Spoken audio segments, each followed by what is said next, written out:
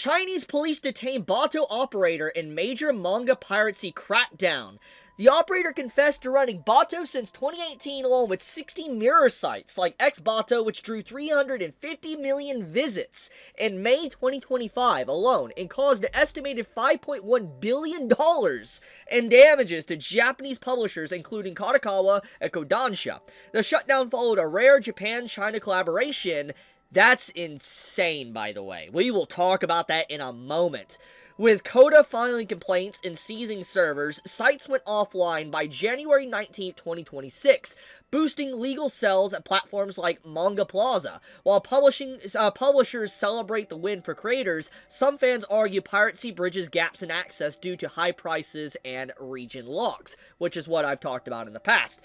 So this is some wild stuff, honestly. Like, this news has been trending for the past few days, and it's a ever-evolving story that I have been covering, honestly, for about a week now. And I honestly did not expect this type of news to come out. So we just got to address the elephant in the room here. We got to address the actual big deal here, and that is that Japan and China teamed up.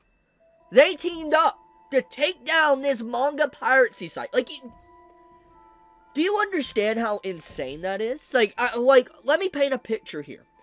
There is right now, okay, even if you don't care about geopolitics and stuff, I do need to paint this to explain why this is a big deal.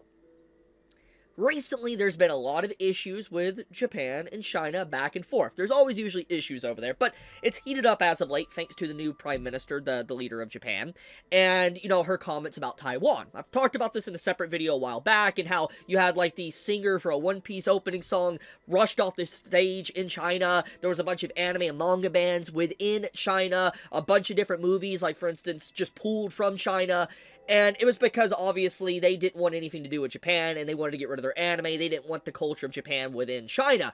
There was a lot of things. There was just a lot of censorship, and a lot of just back and forth between both countries, and it was in, obviously, a dire state. Like, both of these two individual countries, they do not like each other. It's very obvious. But the fact that these two countries worked together and operated together to bring down Bato is insane news. Now, to be fair here, I don't think China probably would have ever have cared about Bato if Bato didn't have probably Chinese manga or stuff on their site. Just gonna be honest here. But what I will say, though, the fact that they worked with Japan on this is crazy. Like, they literally got dragged out back and taken to the execution table like Gold Roger. That's literally what just happened here. They literally treated Bato like Gold Roger from One Piece. Because I've never seen a manga site taken down by multiple countries at once. And how thorough it is kind of freaking wild. Which we do need to talk about this a little bit more in depth, because I did make a video about a week ago talking about the perpetrator, the individual that revealed themselves on why this happened. So, Kakao was a South Korean company that apparently took credit for it about a week ago. And I made a whole video discussing this. You had Torrent Freak even talk about it. They went in depth about it with the statements and everything. But come to find out, this comes out and it's actually China and Japan. Now, it's likely Kakao was involved. It's very likely. If you have two massive countries working together like this, it's kind of like a no-brainer. Maybe South Korea would be involved in some way. But it's clearly not Kakao that actually was the root cause of this. This was literally multiple countries coming together to shut this down. Like, they did such a criminal sting that this man, the operator of Bato, is now in custody. He is arrested. They took down 60 mirror sites at once. Like, I don't think I've ever seen this. I've never seen this level of takedown for an actual, like, a site.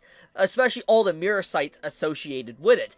Now, I'm just gonna say, will this change piracy? No, it won't. But it is showcasing the dangers of people that do operate these sites. The fact that you had massive governments come together to get rid of them says enough. Like, that is crazy. I did not think I would see a story evolve to this magnitude where you have two massive giants go after them. But, the other big deal about this whole situation, I think that's crazy, is that, there's already mirror sites for Bato that's out. I don't know if they have all the material that Bato had, but apparently anyone that was involved is not involved no more. It makes a lot more sense now why the Reddit got shut down, the Discords got shut down. Everything makes a lot more sense now, the dire nature of this. Wild, man. I did not expect this type of news. I'll leave it at that, though. Well, what's your thoughts on this? What do you think about China and Japan coming together to bring down basically the Gold Roger of, a manga piracy site? Let me know in the comments below. But be safe, stay healthy, and I love you guys. Chibi out.